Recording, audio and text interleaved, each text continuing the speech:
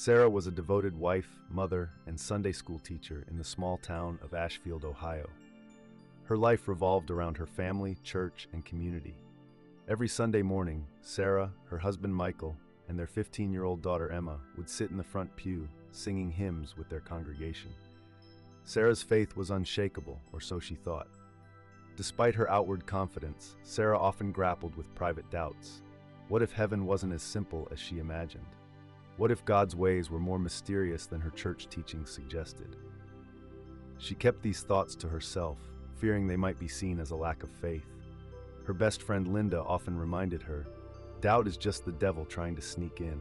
Stay strong in your belief, Sarah." One ordinary afternoon, Sarah's life changed forever. While running errands, she experienced a sudden cardiac arrest. As her heart stopped, Sarah found herself floating above her body, watching the paramedics desperately try to revive her.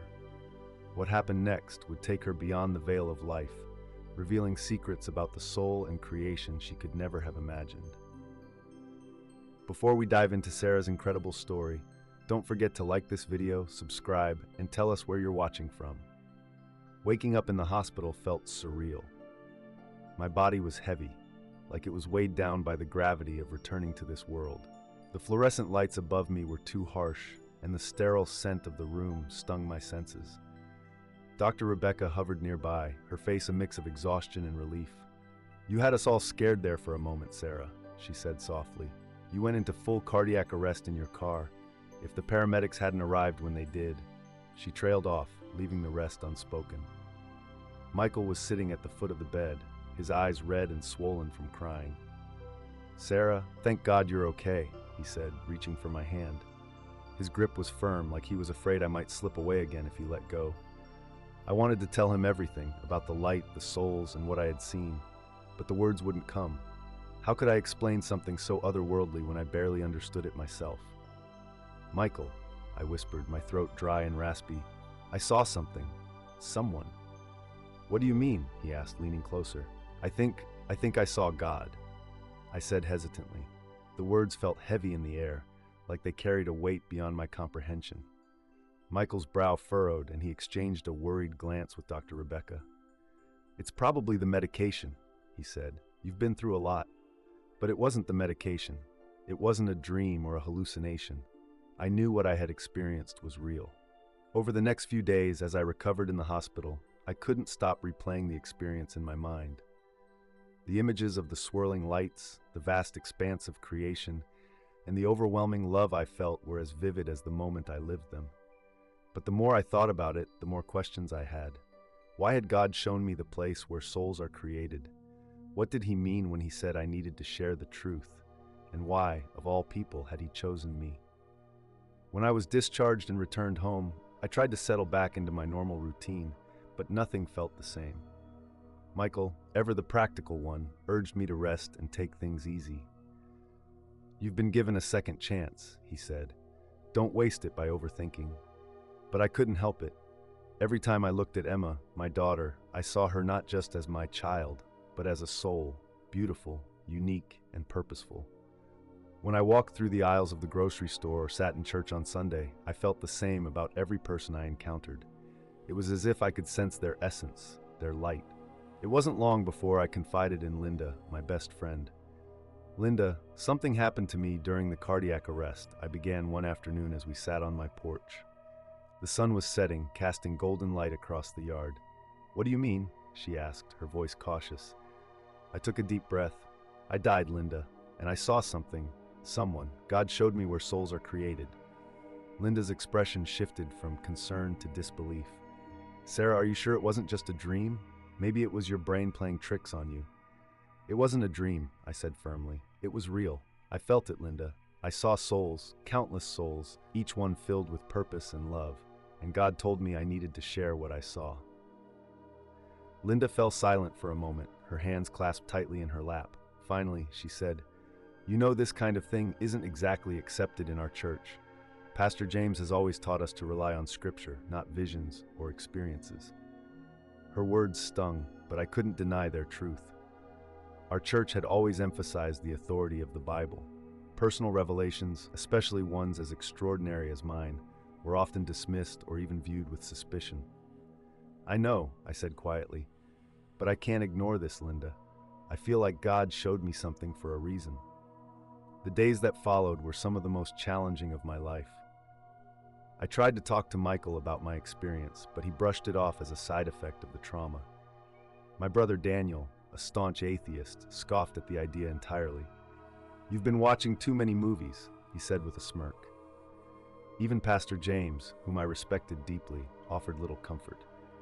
"Sarah, near-death experiences are tricky," he said during a private conversation. "They can be influenced by our subconscious, our fears, even our culture. The important thing is to focus on what the Bible teaches." But what I had seen went beyond anything I had read in Scripture. It wasn't just an abstract idea or a metaphor. It was real, tangible, and undeniable. As the skepticism around me grew, so did my doubt. Had I imagined it? Was it possible that my mind had created the whole thing? But then, late one night, as I sat alone in my living room, a strange warmth washed over me. It was the same feeling I had experienced in God's presence, a love so powerful it brought tears to my eyes. And in that moment I knew my experience was real, and I couldn't let fear or doubt stop me from sharing it. I thought the hardest part of my journey would be convincing others to believe me. But as it turned out, the real challenge was still to come. One evening, a few weeks after my near-death experience, I was sitting in my bedroom, staring at the notebook where I had begun writing down everything I could remember from that day. I didn't want to forget a single detail. I described the light, the swirling orbs of creation, and the overwhelming love I had felt in God's presence. I wrote down God's words, "Every soul is a unique expression of my love." But one memory stood out, gnawing at me in a way I couldn't explain. The moment I had seen my own soul. It wasn't just a memory. It was a question lingering in my heart. If every soul had a purpose, what was mine? I was still wrestling with this thought when something extraordinary happened. The room filled with a sudden warmth, the air growing thick with a presence I could only describe as holy. My skin tingled, and the hair on the back of my neck stood on end. It wasn't frightening. It was the same loving energy I had felt in the afterlife. Then I heard a voice. "Sarah," it said, soft yet powerful, resonating from within and around me at the same time. "You are ready to see." Before I could respond, the room seemed to dissolve. I was no longer in my bedroom. Instead, I found myself standing in a vast space that felt both infinite and intimate. It was the same place I had seen during my NDE, where the souls swirled like living lights. But this time there was something different. In the center of the expanse, a single orb of light floated, pulsing gently. It was smaller than the others, its glow dimmer yet unmistakably familiar. "That is your soul," the voice said. My breath caught in my throat. I stared at the light, feeling an overwhelming connection to it. But as I looked closer, I noticed something strange. There were dark patches within the light, like shadows marring its brilliance. "What is wrong with it?" I asked, my voice trembling. "There is nothing wrong," the voice replied gently. "These shadows are your fears, your doubts, your pain. They are the parts of you that have not yet healed."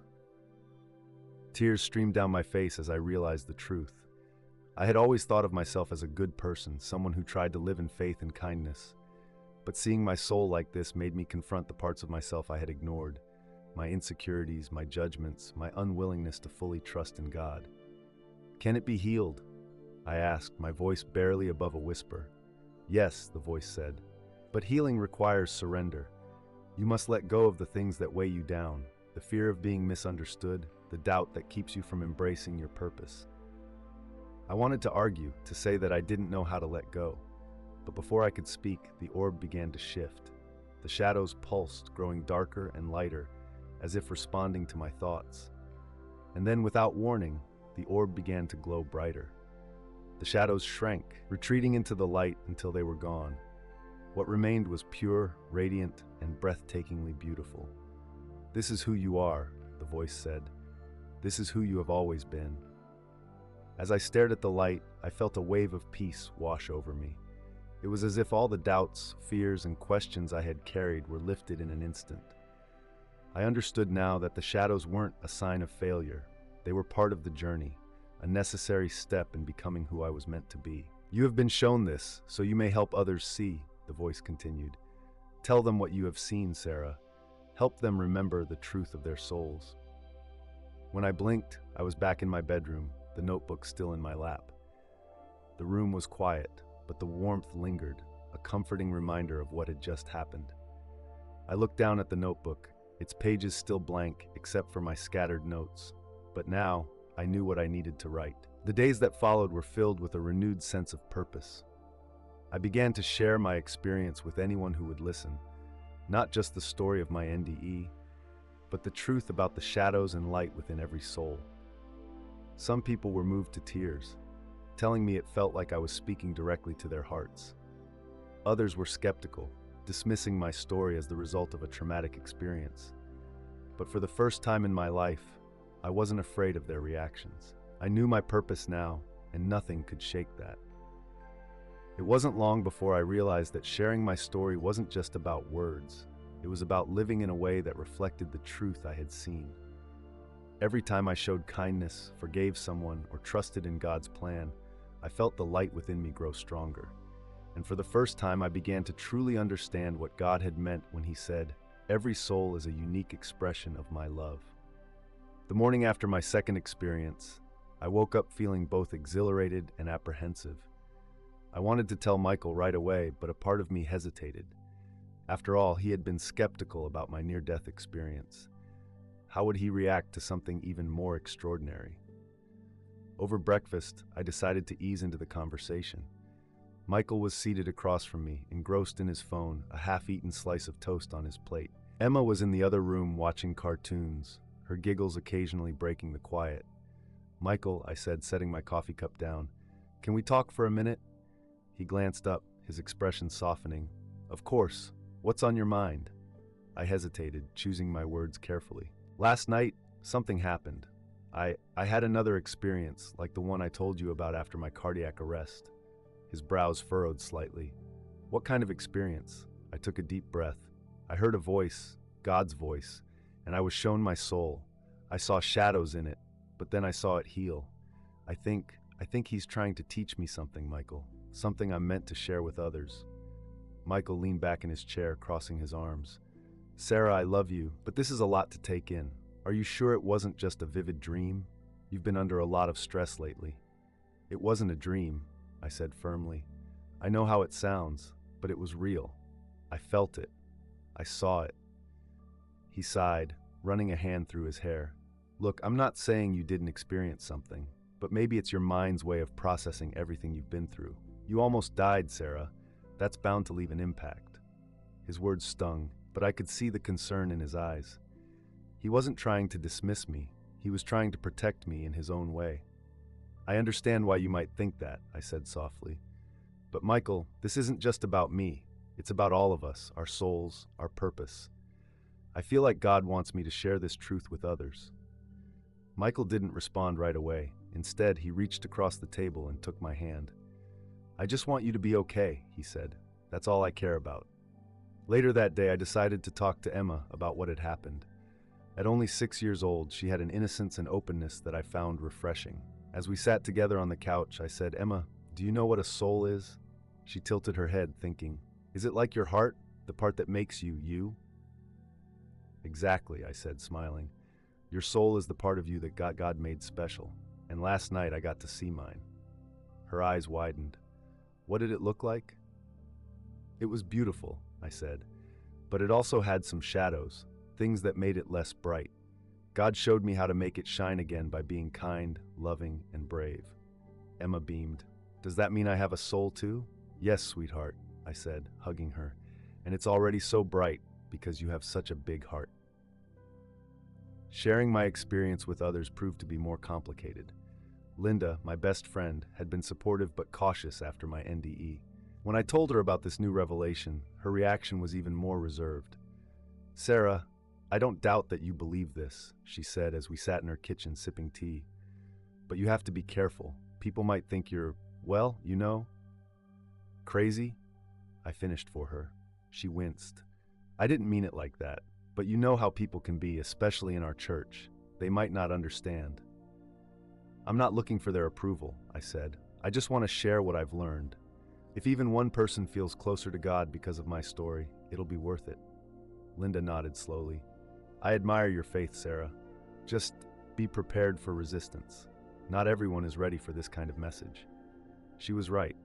When I mentioned my experience to Pastor James during Bible study, he listened politely but seemed skeptical.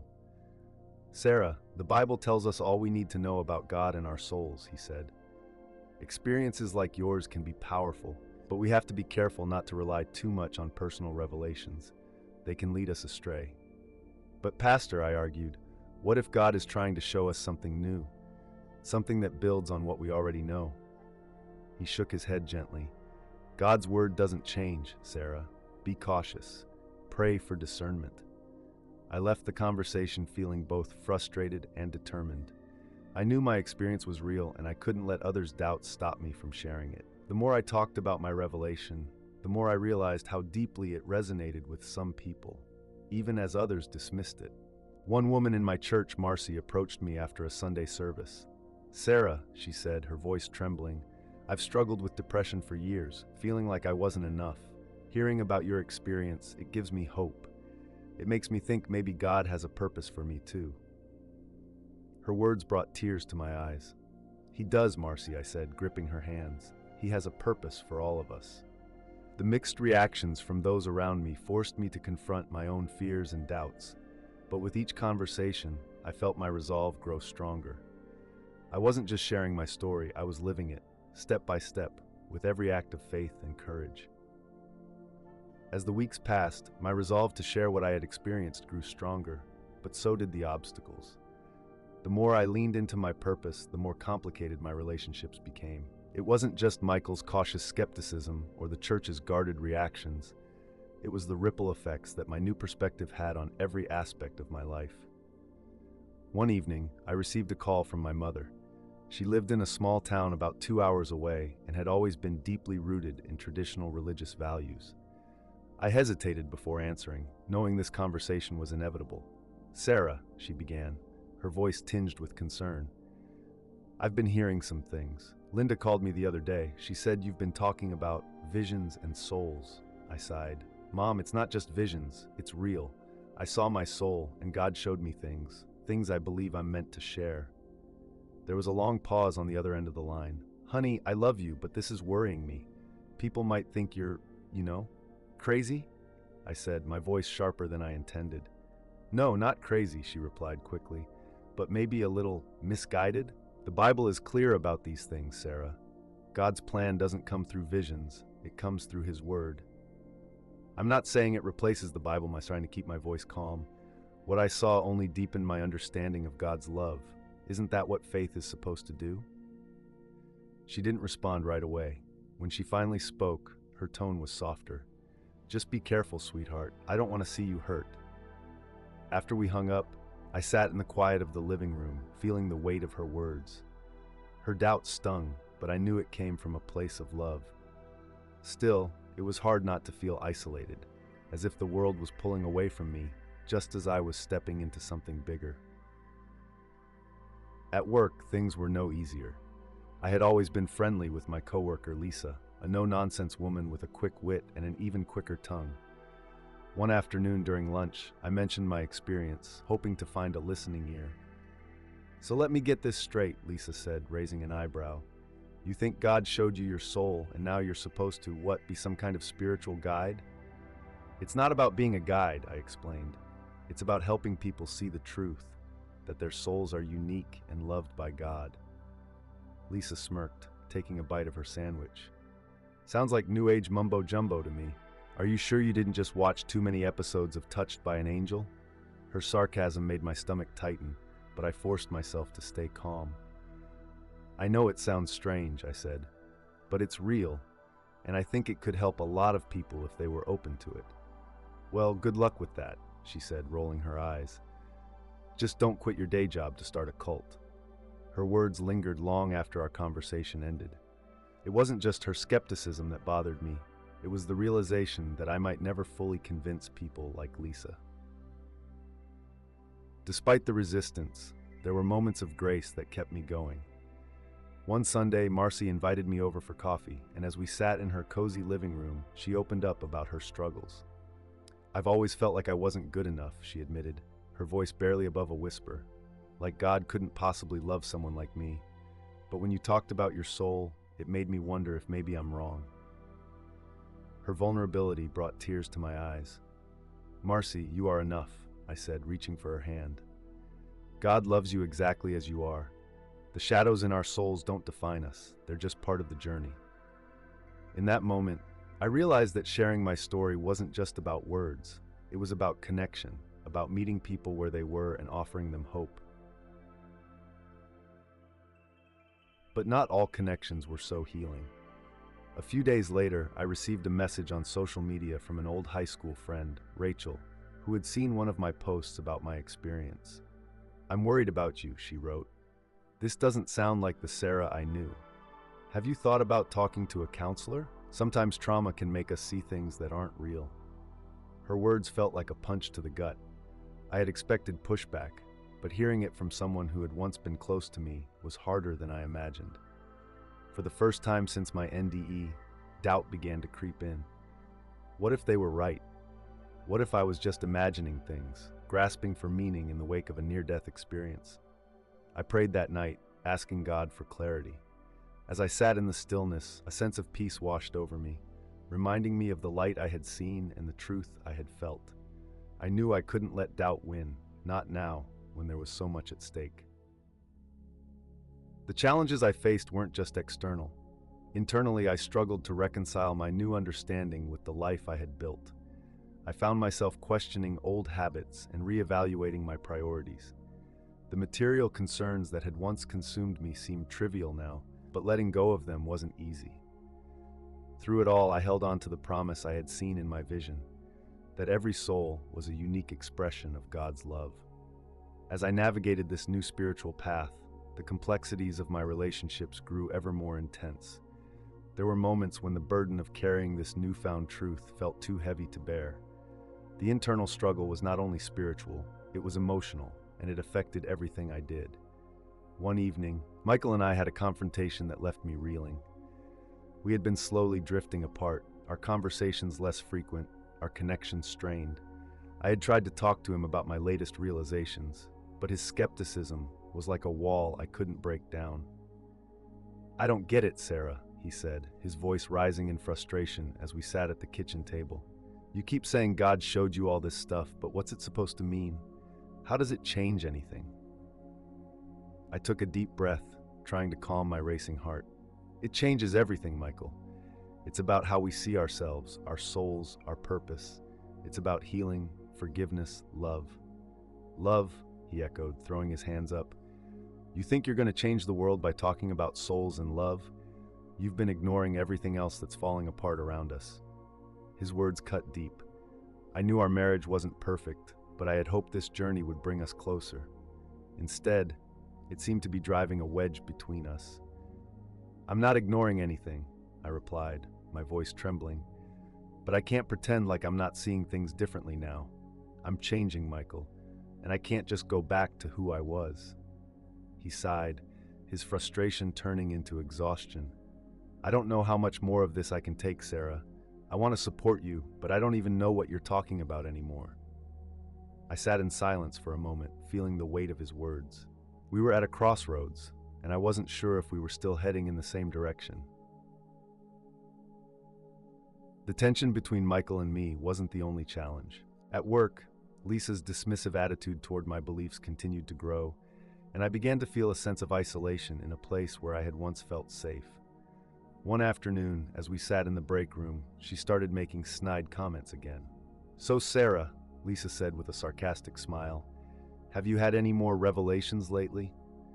Are you going to start wearing white robes and calling yourself a prophet?" I clenched my fists beneath the table, trying to keep my composure. "I'm not trying to be anything, Lisa. I'm just sharing something I believe is true." "You're sharing it with everyone in earshot," she shot back, her voice dripping with disdain. "Look, I don't care if you've had some kind of religious epiphany, but it's getting old. Not everyone wants to hear about it all the time." The sting of her words stayed with me long after I left the break room. I had thought we were friends, but her ridicule made me feel as if I was losing a piece of myself in the process. As much as I struggled with external rejection, the internal turmoil was far more intense. There were nights when I couldn't sleep, my mind racing with doubts. Was I really receiving messages from God, or was this all a product of my overactive imagination?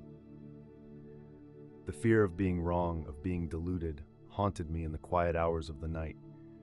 I would pray, asking for guidance, but the answers didn't always come immediately. Sometimes I felt as if God was silent, as if He were testing me.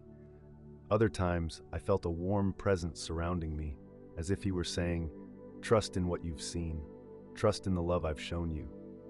One day, after a particularly difficult conversation with Michael, I decided to take a walk in the park to clear my mind. As I strolled through the familiar paths, I noticed a woman sitting on a bench, her eyes red from crying. Something inside me urged me to approach her. "Are you okay?" I asked softly, sitting beside her. She looked at me, startled at first, but then her face softened. "No, I'm not okay," she whispered. "I lost my mother last week, and I don't know what to believe anymore. I've always been told that death is the end, but now I feel lost." Her words hit me like a wave. I had heard that same fear, that same pain in my own heart when I had faced the brink of death. "I've been where you are," I said gently, my voice filled with empathy. "I've been shown something, a glimpse of what's beyond this life, and I believe that God is love, and that death isn't the end, it's just a part of the journey." She turned to me, her eyes searching mine for any sign of truth. "Do you really believe that?" I nodded, my heart swelling with compassion. "I do. And I believe that your mother is still with you, in a way. She's in the love you shared, the memories you have, and in the peace she's found now." The woman didn't say anything at first, but a quiet smile appeared on her face. It wasn't much, but it was enough. In that moment, I realized something that had been eluding me for weeks. Sharing my experience wasn't about convincing others. It was about offering them hope, about being a light in a world full of darkness. Still, the weight of the doubts didn't leave me entirely. After my conversation with the woman in the park, I felt a fleeting sense of peace, but the internal struggle continued. My marriage, my friendships, and even my sense of identity felt like they were shifting, like I was being pulled in different directions. I couldn't stop wondering if I was doing the right thing, if I was meant to continue speaking out, or if I should retreat back into the safety of silence. As my journey continued, I began to feel a stirring deep within me, something beyond the internal conflicts and external resistance I had already faced. It was as if the universe was nudging me towards something I hadn't yet fully understood. Each day, new revelations seemed to unfold in quiet moments, like whispers in the wind. I could no longer ignore that the path I was on was leading me into uncharted territory. One evening, I received a letter. It was from an old acquaintance, Jonathan, a man I hadn't spoken to in years. Jonathan had been a member of the church I grew up in, though we had lost touch after he moved away. The letter was short, but its contents made my heart race. "Sarah," it began, "I know this might sound strange, but I believe I'm being led to you for a reason. There's something I've experienced recently that I can't explain. It's as though God is trying to show me something about the soul, and I think you might be the person to understand. Can we meet? I have to talk to you." At first, I was skeptical. Who was Jonathan to claim that he had been shown the same kind of truths I had seen? But the more I thought about it, the more I felt that there was a purpose in this message. I couldn't ignore it. We met a few days later at a small cafe in the center of town.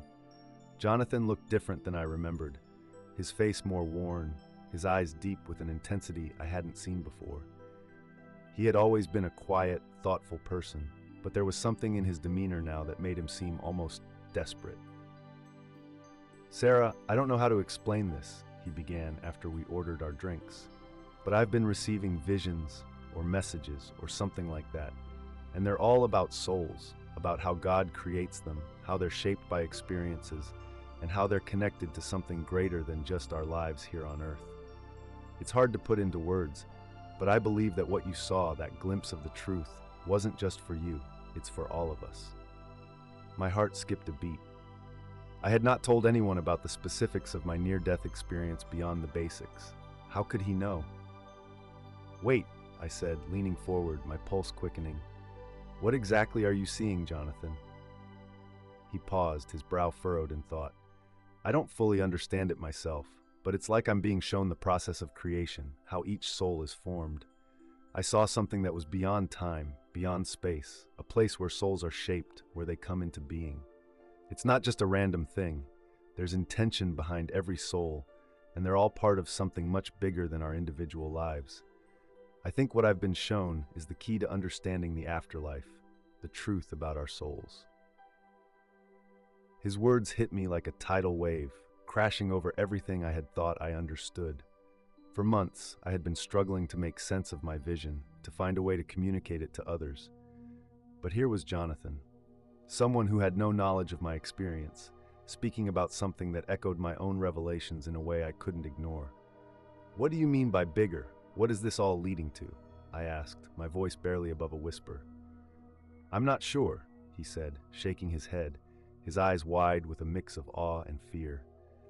"But it feels like there's more coming. Like we're on the brink of something, a shift, a revelation about God's plan for souls, something that will change everything we thought we knew about life and death. And I think you're part of it." The air between us felt charged, as if the very conversation was sparking something powerful. I had never been one to believe in coincidences, and now, as Jonathan spoke, I felt the deep sense that our meeting wasn't random. He had come into my life for a reason, just as I had come into his. Over the following days, I found myself reflecting constantly on what Jonathan had said. His words rattled my already fragile understanding of the universe, but at the same time, they gave me a sense of validation. It was as though we were both experiencing the same divine message, but our paths were diverging in different directions, leading us to something much bigger than ourselves. And then something happened that I could not have anticipated. I began having vivid dreams, dreams that felt more like journeys than simple nighttime fantasies. In these dreams, I saw beings of light, radiant and powerful, creating and shaping souls. I saw flashes of colors and energies I could not comprehend, but I felt an overwhelming sense of peace and purpose. One dream stood out above the others. I was standing in a vast, dark expanse when a brilliant light appeared before me. I felt my soul being drawn toward it, and as I approached, I saw millions of souls gathered in a circle, all glowing with an ethereal light. In the center of this circle stood a figure, a presence so pure, so filled with love, that I could not look upon it directly. "This is how it is done," the figure whispered. "This is the creation of souls. You were one of them, Sarah. You were shaped by love, and now you will help others understand this truth." I awoke from that dream feeling shaken, but deeply certain that I had received a message far beyond my understanding. Something larger was unfolding, something that would alter the course of my life and the lives of those around me. As the days turned into weeks, the tension within me grew. I could no longer ignore the fact that my own transformation was being intertwined with a greater cosmic shift. My encounters with Jonathan, my dreams, and the undeniable sense of purpose were all part of something larger, something that felt as though it was pulling me toward a revelation I couldn't escape. The questions that once seemed simple, what was I meant to do? How could I help others? Now felt like a puzzle I was desperately trying to solve. Every day I wondered, was I ready for the truth, or would it be too much for me to bear? As the weight of these revelations settled deeper into my soul, I found myself caught between the desire to embrace the truth and the fear of what that truth might cost me. Every connection I had, whether with my family, friends, or even strangers, felt charged with new meaning. And yet with every new understanding, there were moments of strain, conflict, and doubt that made it all the more difficult to carry the truth I had received. Michael and I had reached an emotional impasse. The growing divide between us was no longer just about my beliefs. It had become a chasm between two different lives, two different worlds. He tried to be supportive, but the frustration in his eyes was hard to ignore. Every time I spoke about the soul's journey, about God's creation, about the divine love I had experienced, I saw the walls he had built in place around his heart. One night, As we were sitting together in the living room, trying to avoid the elephant in the room, he finally spoke. "Sarah," he began softly, almost hesitantly, "I've been thinking a lot about this, your visions, your experiences. I've been trying to understand it, but it's getting harder to watch you go deeper into this." I felt a pang of guilt, though I couldn't quite explain why. Maybe it was because I knew I was changing in ways that made him feel distant, as if the person he once knew was slipping away. But I couldn't stop it. "I know it's hard, Michael," I said, trying to keep my voice steady. "But you need to understand, this isn't something I chose. It's not something I can just let go of. It's the truth. I can't turn away from it." He ran his hands through his hair, clearly frustrated. "I get that. But the more you talk about it, the more I feel like you're slipping away from me. You're not the woman I married anymore, Sarah. I don't even know how to connect with you anymore." Those words felt like a dagger, and for a moment I wasn't sure what to say. But deep inside, I knew I couldn't deny the path I was walking. "I'm still here, Michael," I whispered, my voice breaking. "But I need you to come with me, or at least be with me as I go through this. I don't want to lose you." We fell into silence. His eyes were distant, as if he were looking for something, anything, to hold on to. The distance between us felt like a gulf that could not be bridged. It wasn't just Michael who seemed to be retreating. Lisa, once a close friend, had grown more distant as well. At first, I had hoped that, like Jonathan, she might see the truth and be moved by it. But the more I shared, the more her skepticism turned into thinly veiled ridicule. One evening, at a mutual friend's dinner party, she pulled me aside. "I don't know what's going on with you, Sarah," Lisa said in a low voice as we stepped away from the crowd. "But all this talk about souls and God and all that, it's starting to sound like you're losing touch with reality. I mean, we both know you've been through a lot, but this, it's just too much." My heart sank. "You don't understand, Lisa. It's real. I've seen it. I've felt it. It's not just some delusion." "I'm worried about you," she said, her voice softening for a moment. "I don't want to lose you, but I don't know who you are anymore. You're not the same person I used to know." The words hit me like a cold wind. She wasn't just dismissing my beliefs.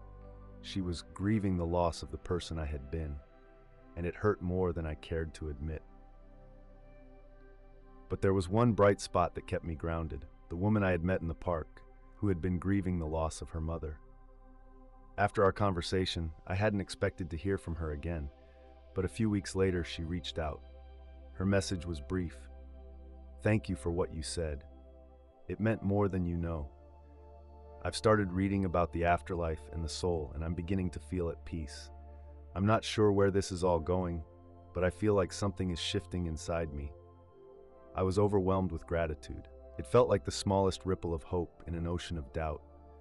She didn't have all the answers, and neither did I, but our connection, even in its briefness, had ignited something deep within her, and I couldn't ignore the power of that moment. In the weeks that followed, I found myself continuing to lean into this newfound sense of purpose. Despite the fractures in my relationships, I began to see that my journey wasn't just about me. It was about the ripple effect of truth, about the way one soul can reach another, even when it seems impossible. Then came a message from Jonathan that would alter everything. It was another cryptic letter, but this time, it felt urgent. "Sarah, I don't know how to explain this, but something is happening. I think I've discovered something huge, something that could explain what we're both experiencing. I need to see you as soon as possible. Please, let me know when you're free."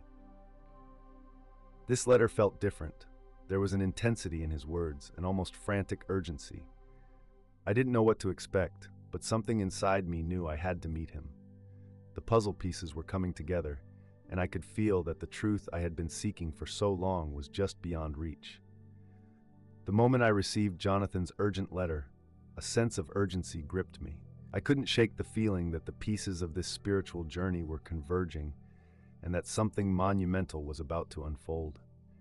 It wasn't just about me anymore. It was about the truth I had glimpsed, the way it was reshaping my life, and how others were beginning to be drawn into this web of understanding. I knew I had to meet Jonathan, to uncover the answers he seemed to have discovered.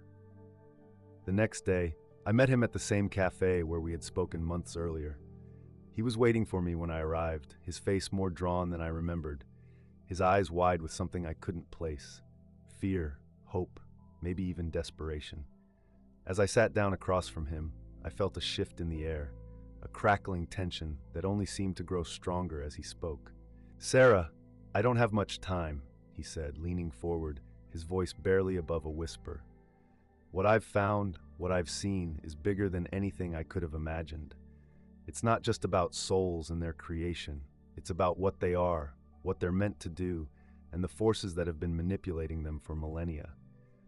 I'm not sure how to explain this, but I believe we've been living in the dark for far too long."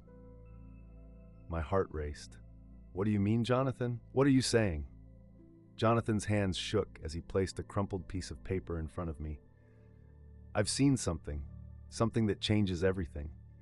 I found records, ancient texts, ones I never should have come across, but they tell a story about the creation of souls, about a cosmic plan that's been unfolding for ages.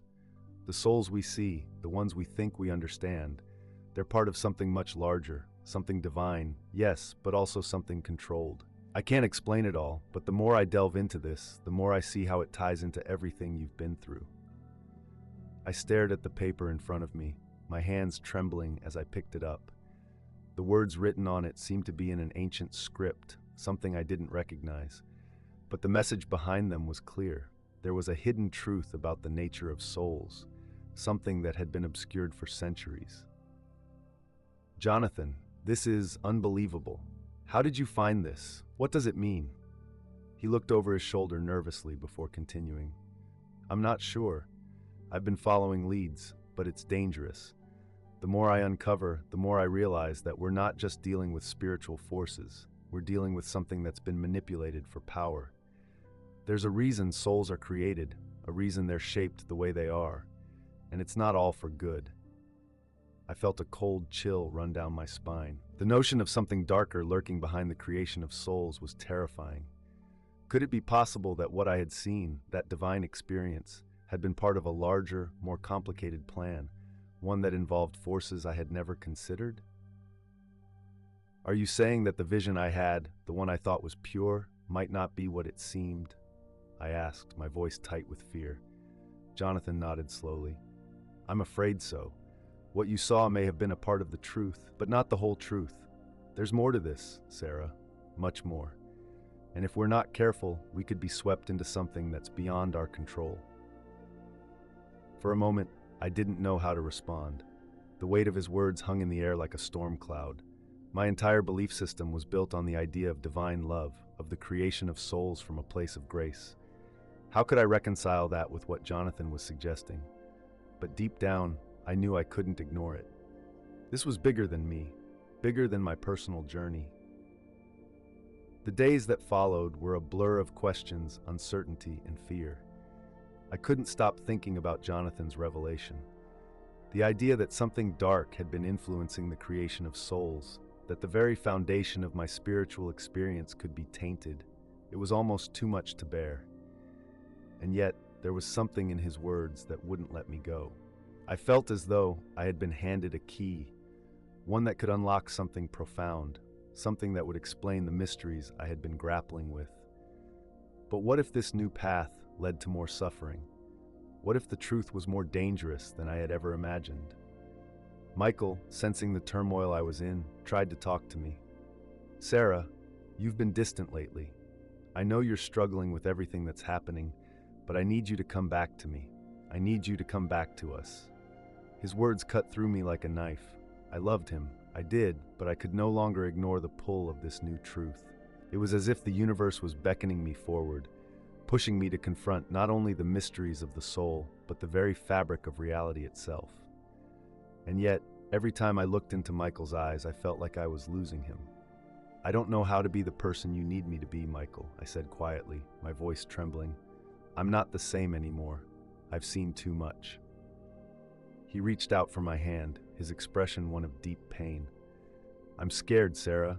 You're not just changing, you're becoming someone else. I don't know how to keep up." The critical turning point had arrived. The path I was on had reached a moment of no return. I had two choices.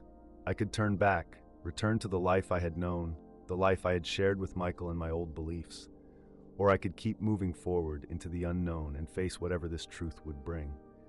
But it was no longer just about me. Jonathan had shown me that this truth, whatever it was, would affect the world on a scale I could barely comprehend.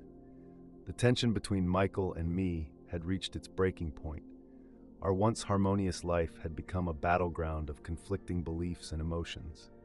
Every conversation, every glance felt strained, as if we were two strangers navigating an ocean of unresolved pain and uncertainty.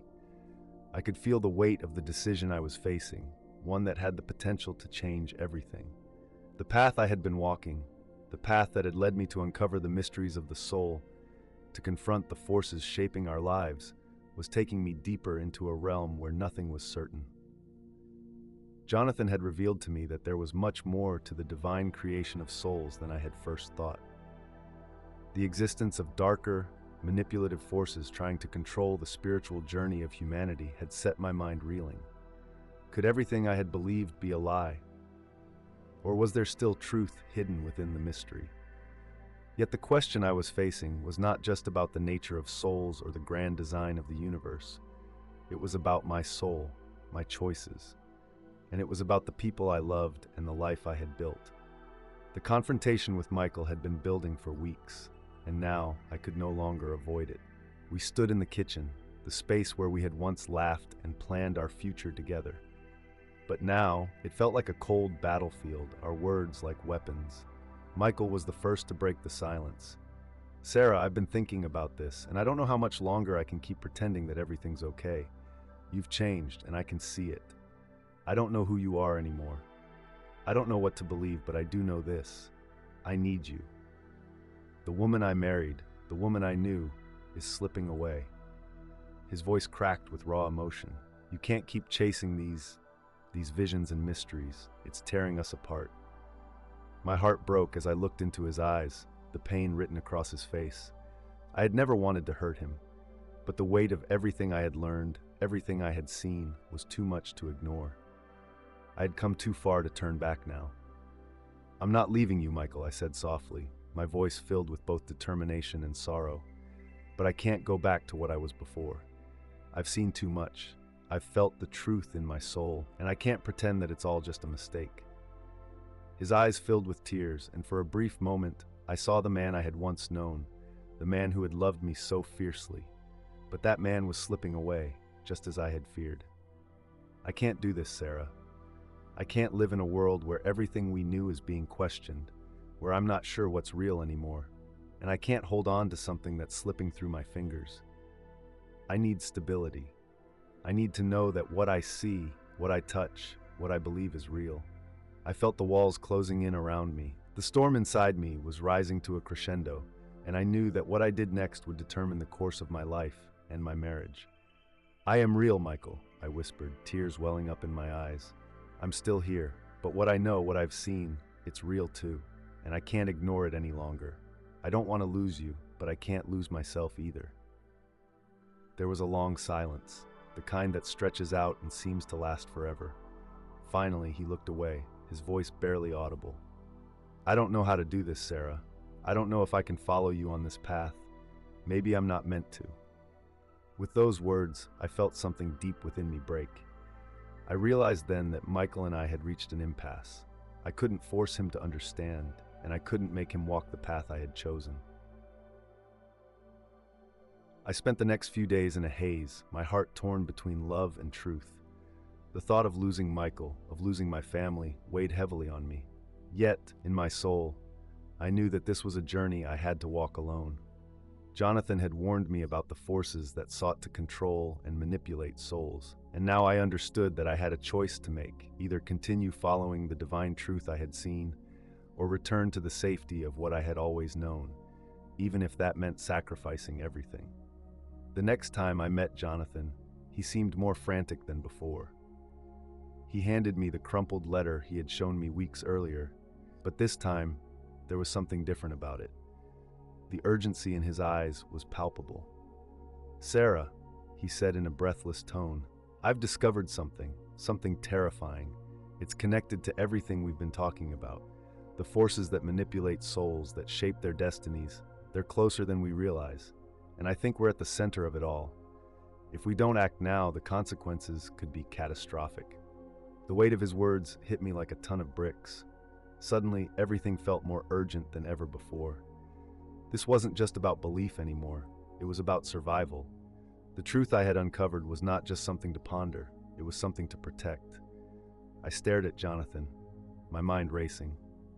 What do we do? His eyes were filled with a strange mix of fear and resolve. We have to go deeper, Sarah. We have to face the truth head on and be ready for whatever comes next. We've already come too far to turn back. As the days went on, I realized that the path I was on was no longer just about me or my relationship with Michael.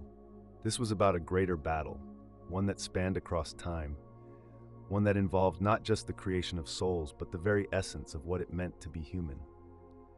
I had to make a choice, and it wasn't just between my marriage and my journey. It was about embracing the truth and walking forward, no matter the cost.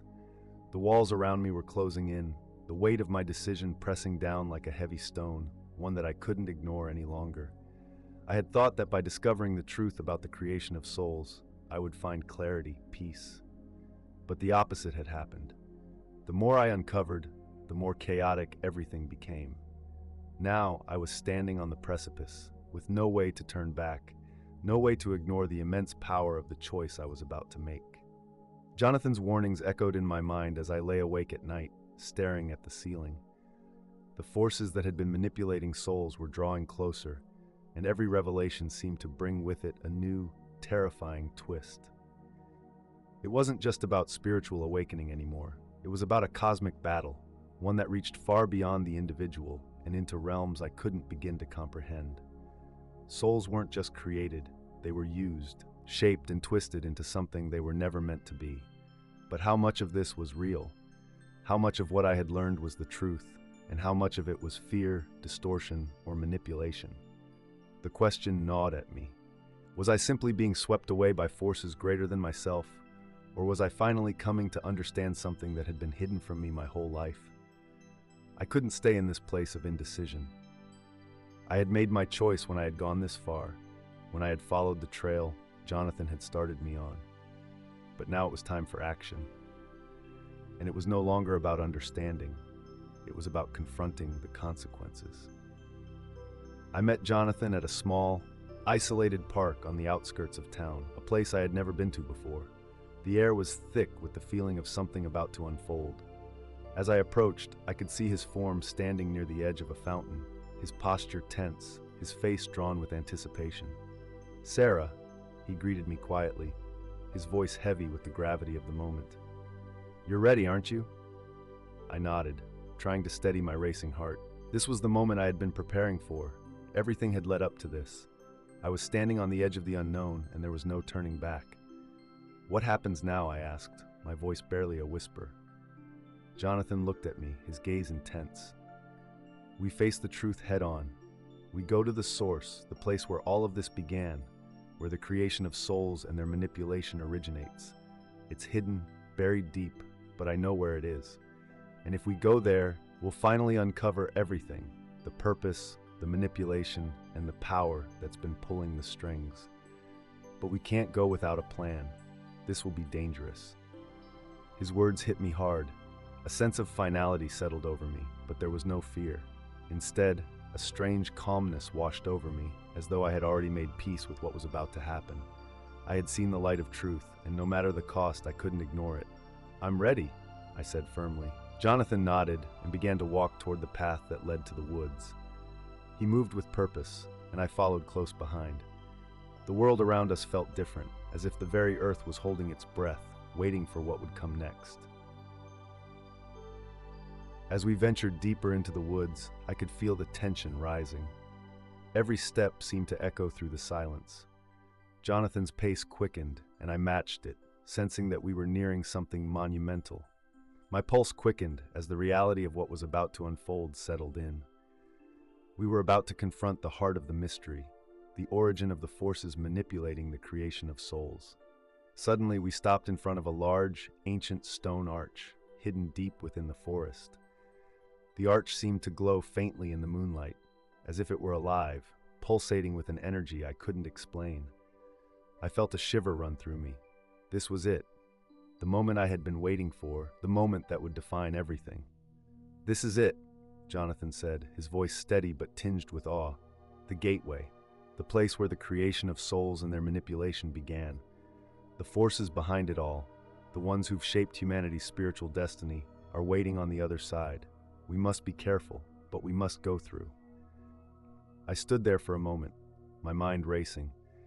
The weight of the decision I had made, to continue forward with Jonathan, to uncover the truth, was now heavier than ever. Was I ready for what awaited us? What would we find on the other side of that arch? But there was no time for doubt. The answers I sought, the truths that had been hidden for so long, lay beyond that arch. I had to move forward. Without another word, I stepped forward, crossing the threshold of the stone arch. Immediately, the world around me shifted. The air grew thick with energy, and I felt an overwhelming sense of both terror and exhilaration. It was as if I were being pulled into a new reality, a place where the rules of time and space no longer applied. We were no longer in the woods. The ground beneath me was firm, yet strangely ethereal. In front of us stood an immense structure, a place that seemed to exist outside of time. It felt like a cosmic doorway, a portal into something far larger than myself. And there, standing in the center of the space, were beings of light, blinding, powerful, yet not of this world. They looked at us with knowing eyes, as though they had been waiting for us to arrive. "This is it, Sarah," Jonathan whispered, his voice trembling with awe. "The source, the origin, the truth of creation itself." In that moment, everything I had believed, everything I had known, fell away. The final revelation was coming, and it would change the course of my spiritual journey forever. As I stood there, facing the beings of light, the weight of everything I had learned hit me like a tidal wave. My heart pounded in my chest, and yet there was an undeniable peace that began to settle over me. This was the moment, the culmination of my journey. No longer just a seeker of truth, I was standing at the crossroads of a profound cosmic revelation, about to understand the purpose of everything that had led me here. The beings of light did not speak, but I felt their presence inside me, deep within the core of my being. It was as if they were communicating directly with my soul, bypassing language, bypassing the limitations of the physical world. There was no need for words. The message was clear. Everything I had experienced, everything I had uncovered, was leading to this singular moment of understanding. Jonathan stood beside me, his face reflecting awe and fear in equal measure. I could see the same realization dawning on him, though his connection to the beings was less direct. I had always known that our journey had been about more than just personal transformation. It was a cosmic event, one that was tied to the very fabric of existence itself. This was a moment of divine alignment. The tallest of the beings, its form like a flowing beam of pure light, extended what could only be described as a hand toward me. It was not physical, but rather an emanation of energy that filled the space between us. I felt a strange pull, an irresistible force drawing me forward. "Sarah," the voice, though not spoken aloud, echoed inside my mind. It was a sound that vibrated with the deepest truths of existence. "You have come far. You have journeyed through the depths of spiritual awakening and faced the hardest of choices. But now you must see the ultimate truth about the creation of souls, about the nature of the forces that guide them, and about your own place in this vast, interconnected web." I took a deep breath, steadying myself. There was no turning back.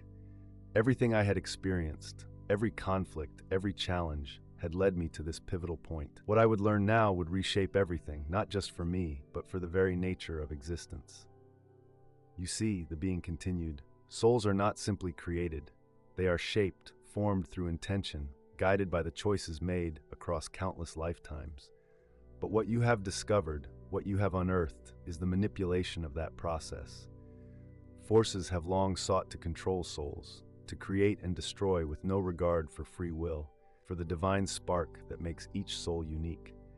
But not all souls are created equal, and not all paths are predestined." As the words resonated in my being, I felt a wave of understanding flood through me.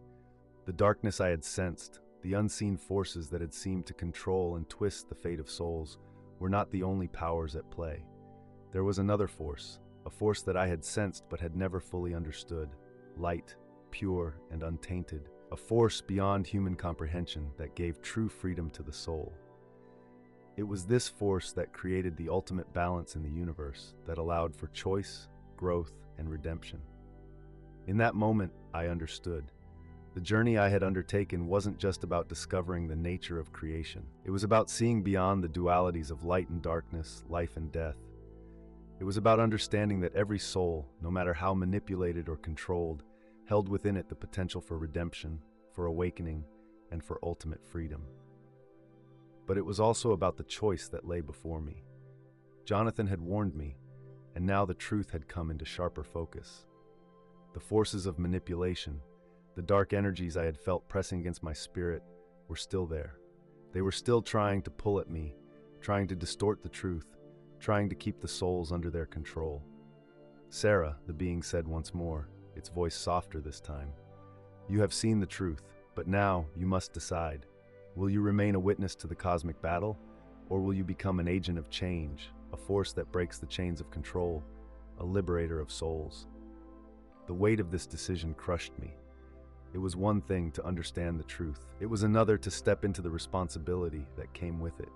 This wasn't just about me anymore. This was about all of humanity, about all the souls trapped in a cycle they didn't fully understand. This was about something larger, something that could either heal or destroy everything I had ever known. "Choose, Sarah," the being urged. "You have seen what is and what could be. The choice is yours. Your actions will determine the fate of many." The room began to pulse with energy, as if the very air itself was waiting for my decision. My heart raced as I faced the immense responsibility before me. In that moment, I understood the depth of my journey, the conflict between what I had known and what I was now being called to embrace. I thought of Michael. I thought of my family. I thought of the pain and division that had occurred in my life since I began this journey. Could I truly embrace a path that would separate me even further from the life I once knew? Could I stand against the dark forces and truly become an agent of change, no matter the cost? And then, I knew. I stepped forward, closer to the light, my soul surrendering to the truth. The choice was clear. I would no longer be a passive observer. I would become a force of transformation. I would fight for the souls trapped in the cycle, just as I had once been. I would confront the dark forces head-on, no matter the consequences. The beings of light, in perfect harmony, responded to my decision. A wave of radiant energy surged through me, filling every fiber of my being with an overwhelming sense of peace, clarity, and power. The transformation had begun. The shift was complete. The energy around me crackled and intensified, and in that moment, I felt the deepest peace I had ever known. I was no longer just Sarah. I was a part of something much greater, a cosmic force of light, pushing back against the darkness, reshaping the destiny of souls. And the journey had only just begun. The journey that began with a question, one simple, desperate question about the nature of life and faith, had brought me to the most profound revelation I could have ever imagined. I had walked through darkness, questioning everything I thought I knew. I had faced my deepest fears and doubts, challenged everything about my identity, my beliefs, and my purpose. But in the end, the truth was more powerful than any fear. I remember the first time I felt lost, unsure of where my path was taking me. That moment, right after the near-death experience, when everything I believed about life and the soul had been turned upside down. I had no idea how to reconcile the two sides of myself, the Sarah who had been living in the world of certainty and comfort, and the Sarah who now understood there was so much more. It was a battle, one that I didn't know if I would win. But now, looking back, I realized that the battle was never about winning or losing.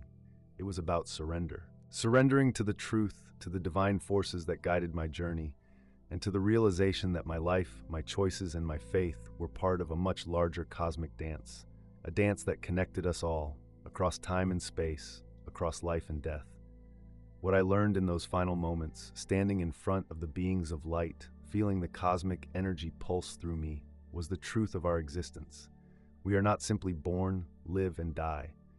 Our souls are eternal, and our paths are woven together by forces greater than we can comprehend. The energy we create, the choices we make, all ripple through the universe, creating change, shaping our spiritual journeys in ways we may never fully understand.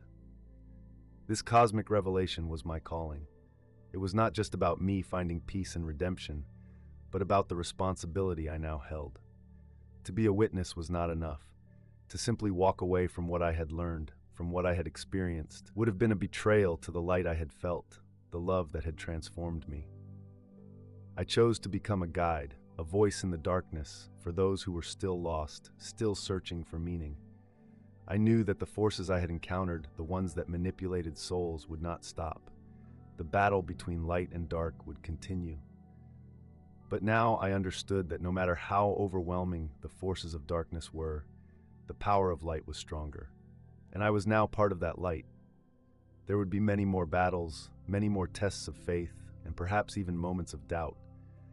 But now, with the knowledge I had gained, I could face them with a new perspective, grounded in the truth that had become my reality.